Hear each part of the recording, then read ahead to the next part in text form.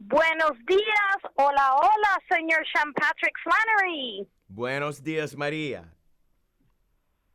So it's so nice to reconnect with you. My God, you have such a great career, but now you're the title role of Nefarious. When we talk about Nefarious, there's something dangerous, ugly, scary. Is that what attracted you to this role? I'll tell you what attracted me to this role was the writers, Chuck and Carrie. I did a film with them back in 2004, and I adored the process working with them. At the culmination of that film, I told them, I said, I would do a Fruit Loops commercial with you guys, and I meant it. A year and a half ago, they called me on the phone. They said, Flannery, we got a Fruit Loops commercial. I said, okay, let's go shoot it. They said, all right, we're going to send you a script. You read it and let us know what you think. I read the script. I thought it was the most surgically created scripts I'd ever had the honor to read. And I called him. I said, I'm in. And I'll tell you, roles like Nefarious, they go to the A-listers of the world. They rarely fall in my lap, like incredibly rarely. So the fact that it dropped in my lap, I gripped it tight with both hands. I wasn't going to let it go. So they always say it's amazing when you can play bad guys. Like, and he's not just a bad guy. He's just has something evil inside of him that we see when he tells the psychiatrist that he will perform 3 murders before the end of the, that's very interesting.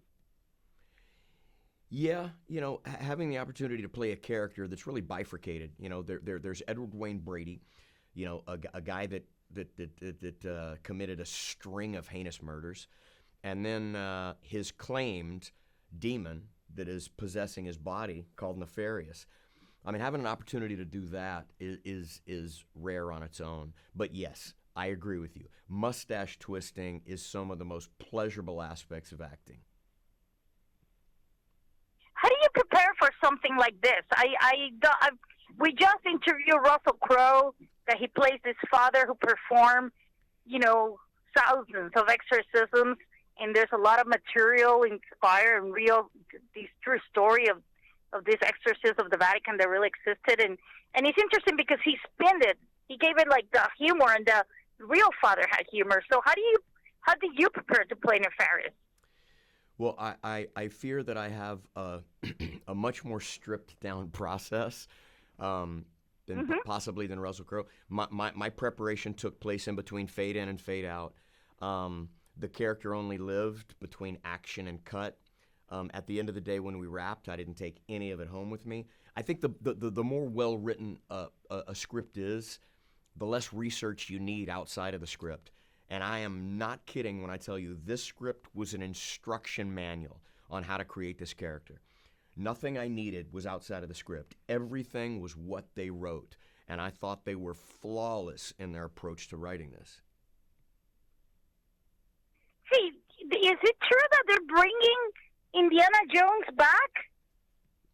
I don't know. They might be. They might be. Would you be playing him? I mean, that's such an iconic character. And did you actually go to see the Indiana Jones movies with Harrison Ford? You know what's funny? After playing young Indiana Jones for so long, Harrison Ford played the bookends on the Chicago episode of Young Indiana Jones. I never got to meet Harrison Ford. And in my opinion, I mean, Harrison Ford's one of the last iconic movie stars we have. He's not a famous actor. He's like Montgomery Clift. He's Steve McQueen. He's those iconic actors. I never had the opportunity to shake his hand and tell him I'm a fan. And I got to tell you, the first 30 minutes of Raiders of the Lost Ark, I think I saw that when I was 13 years old, I'd never seen a film like that in my life. That changed movies for me completely. And that probably made you the actor you are today. So do you believe that there's real evil spirits lurking? I mean, the eternal battle of good and evil? I 100% believe that there's a battle between good and evil. I think you see it in every incarnation of life. I think you see it in nature. I think you see it in the wild kingdom. I think you see it in humanity. I was born in Lake Charles, Louisiana. I grew up in Texas. You know, the gospel's always been a part of my life. I went to St. Mark's Episcopal School for elementary. I went to University of St. Thomas for university. I rarely had a meal that I didn't say grace before, and I've rarely set my head on a pillow without saying a prayer.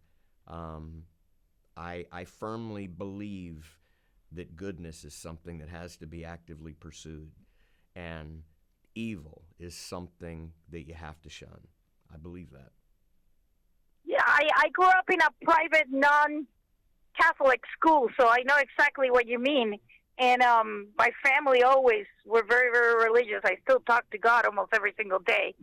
But I really thank you for the nefarious role. I can't wait to see the whole thing now that it comes out. And I really wish you well. But I heard that you also like to produce and direct. And that's one of the questions that were telling me, listen, he's an all-around filmmaker, too. You enjoyed that whole process? I appreciate it, man. I do. You know, I love the film industry. I love the fact that from Texas, I got to move out to Los Angeles and make movies. I mean, it's still not lost on me. I'm still blown away when I realize they're going to pay me to do something that I would do for free anyway. It's not lost on me that I haven't had to get a real job in 30 years. But really, I moved out to L.A. to be a writer. I mean, that's why I moved out to L.A. And then the acting took hold and writing kind of took a back seat. But then I wrote my first novel in 2016. It came out, and some people read it, and that made them want me to write scripts. And I got Born a Champion, the first script that well, not the second script that I wrote, and got that produced, and it came out 2 years ago. So the fact that they've welcomed me into a completely different arena is kind of bizarre to me. I'm grateful, I'm humbled, and I hope it doesn't stop. So I hope you don't mind a personal question. I'm from Miami. So what is it about Miami that you love or not love? And everybody knows South Beach, but I live in the heart of Miami, Little Havana, where our elderly play dominoes, where you can eat Cuban food, Brazilian food, any kind of food. What is it about my city that you love?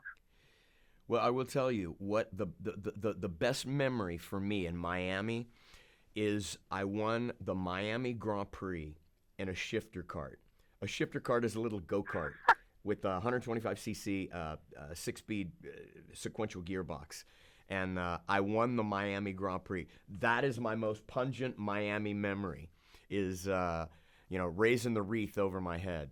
And but I dig Miami. I mean, my God, the boardwalk right there on the water. It's one of the most gorgeous pieces of coastline I've ever seen. It's a killer city. Wow, that's a great anecdote. Well, Sean Patrick Flannery, congratulations with Nefarious. Hasta la vista, amigo. Hasta la vista. Estoy fuera de aquí como un grupo de tortugas. Love you. Bye. Likewise. God bless. Okay, bye-bye.